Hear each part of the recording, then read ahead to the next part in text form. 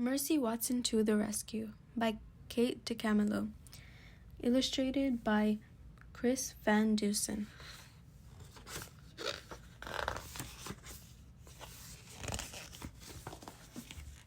Chapter 1.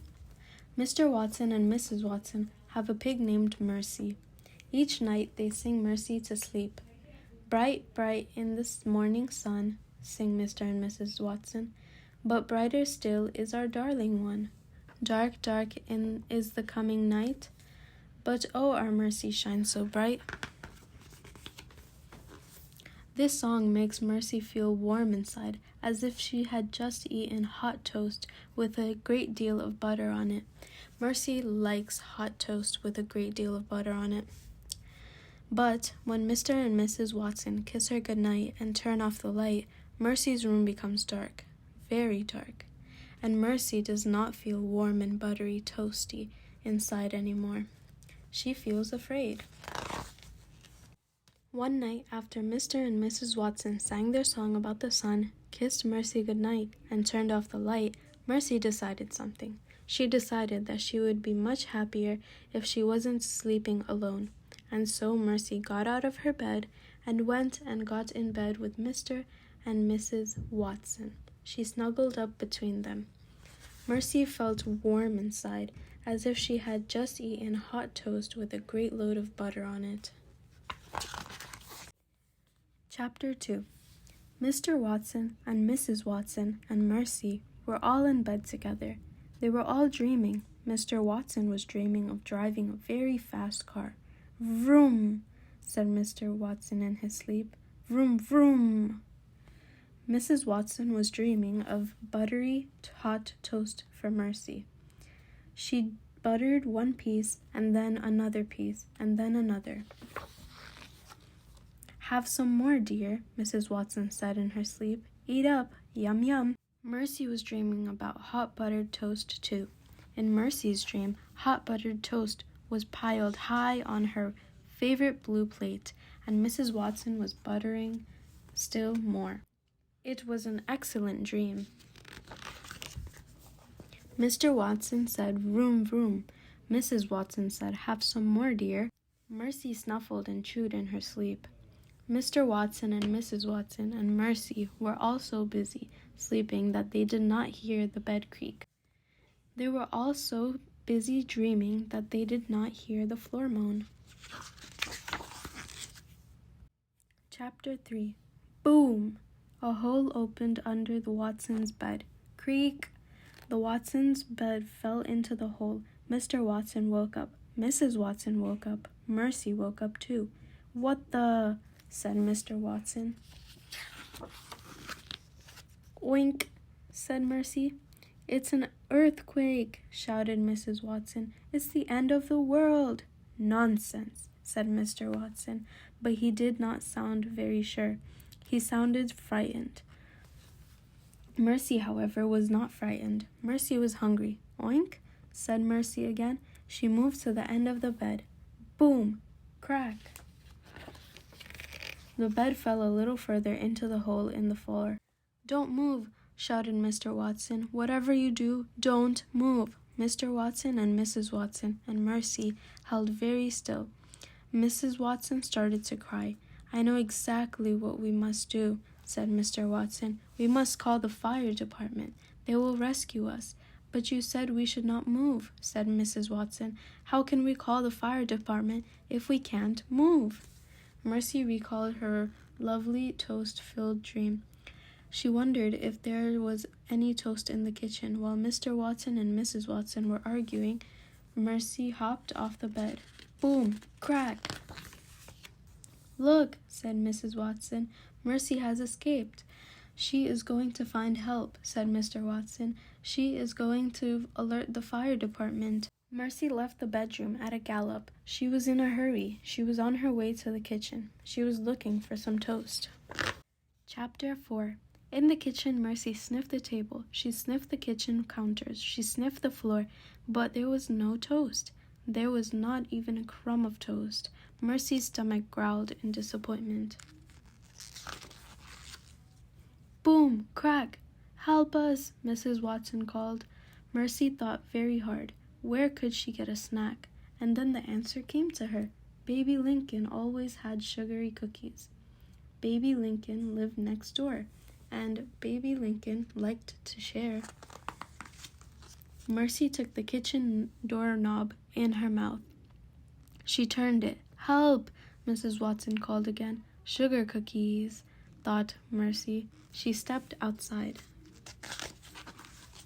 Chapter 5. The Lincoln sisters lived next door to the Watsons. Eugenia Lincoln is the older sister. She has many opinions. One of Eugenia's opinions is that pigs should not live in houses. Eugenia often says, "Listen closely to me, baby. Pigs are farm animals. They belong on farms. They do not belong in houses." "Yes, sister," says Baby. Baby Lincoln is the younger sister. She is the baby of the family. Baby agrees with everything Eugenia says. It is easier that way. But secretly, Baby has an opinion of her own. Baby's opinion is that Mercy is good company. At the Lincoln sisters' house, Mercy looked into Baby's window. She could see Baby sleeping. Mercy pressed her snout up against the window pane. "Oink," said Mercy. But Baby did not hear her. "Snuffle," said Mercy. But Baby did not wake up. Mercy tapped her hoof against the window. Baby sat up in bed. "Who's there?" she said. Baby saw Mercy's snout pressed up against the window. "A monster?"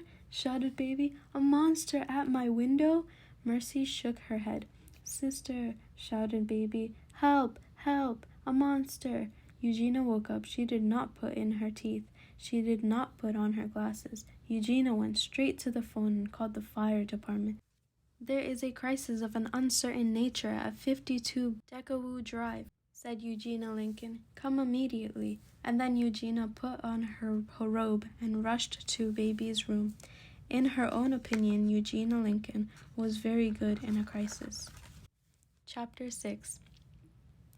"What is going on in here?" asked Eugenia. "There's a monster outside," said Baby. She pointed at the window. "That is not a monster," said Eugenia. "That is a pig from next door." "Mercy?" said Baby. Eugenia shook her fist. "In my opinion," said Eugenia, "pigs belong on farms." "Yes, sister," said Baby. Eugenia tapped a knuckle against the window. "Get out of my yard," she shouted at Mercy. "Oh, sister," said Baby. "Don't yell at her. You'll hurt her feelings." "She doesn't have feelings," shouted Eugenia. "She's a pig." "Oh," said Baby.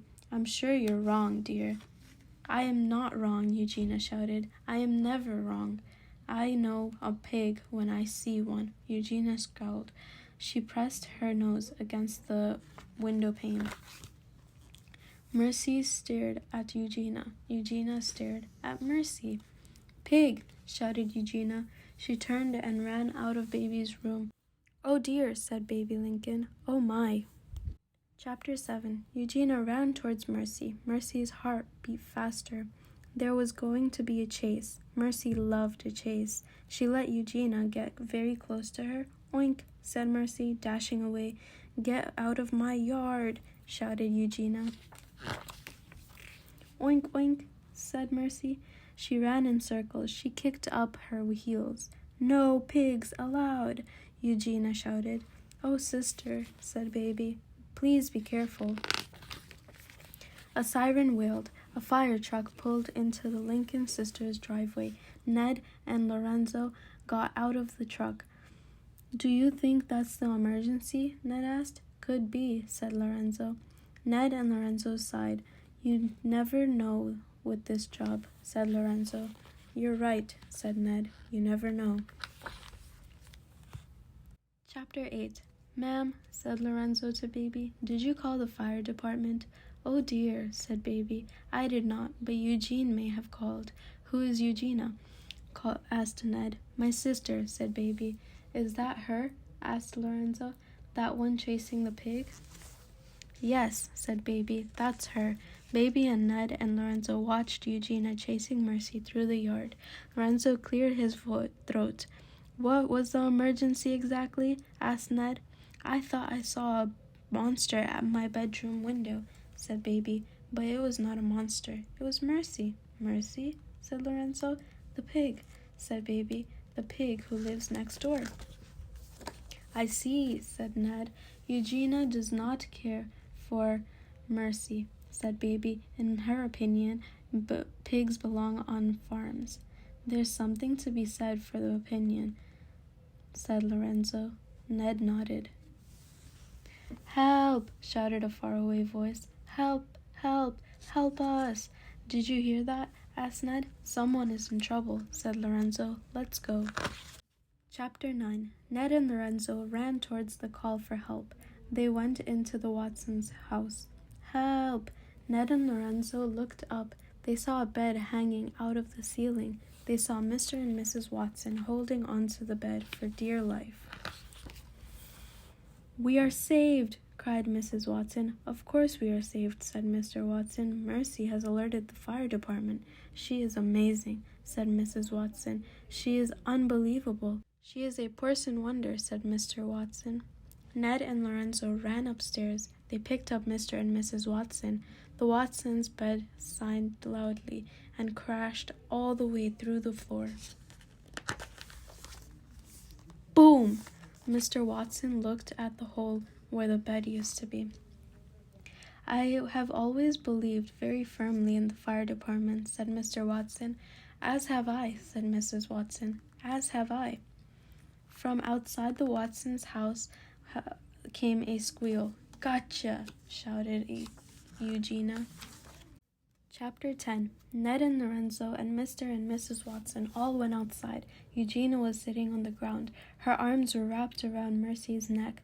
Her cheeks were resting on Mercy's back. Eugenia was breathing very loudly. This pig, she said, was on my property. We'd prefer that you did not call her a pig, said Mrs. Watson. We prefer that you call her a porcine wonder, said Mr. Watson. After all, she did save us. She's a hero. She's a pig, said Eugenia. She started to cry. There, there, sister, said Baby. She bent over and patted Eugenia on the back. Mercy yawned. She was very tired. I guess that's it, said Ned. Yup, said Lorenzo. Our work here is done. Wait, said Mrs. Watson. It's almost time for breakfast. Oink? Asked Mercy. That's right, breakfast, said Mrs. Watson. She kissed the top of Mercy's head. She looked up at the firemen. Do you boys like toast? Chapter 10. In the Watsons' house, around the Watsons' kitchen table, sat Eugenia, Lincoln, and Baby Lincoln, and Mr. Watson, and Mrs. Watson, and Ned, and Lorenzo, and Mercy, of course. She was at the head of the table, in the seat of honor. And in front of her, on her favorite blue plate, was a very tall stack of hot buttered toast. A toast to Mercy, said Mr. Watson, holding up his glass of orange juice. A toast to our darling, our dear, said Mercy Watson. A toast to Mercy, said Baby. In my opinion, said Eugenia, pigs should not be toasted. In my opinion, pigs do not belong at the kitchen table. To our hero, said Mr. Watson. Where would we be without Mercy? Yes, said Mrs. Watson. Who would have saved us? I can't imagine, said Ned. Me neither, said Lorenzo. They all clicked glasses. Mercy had another piece of toast. Chapter 12. Outside the Watsons' house, the sun was rising. First the sun was red, and then it was orange. It rose higher and higher. Inside the Watsons' house, Mercy was lying on the couch. She was getting ready to take a nap. Bright, bright in the morning sun, sang Mr. and Mrs. Watson together, but brighter still is our porcine wonder. Mercy smiled. She closed her eyes. She was asleep before Mr. and Mrs. Watson ever finished the song.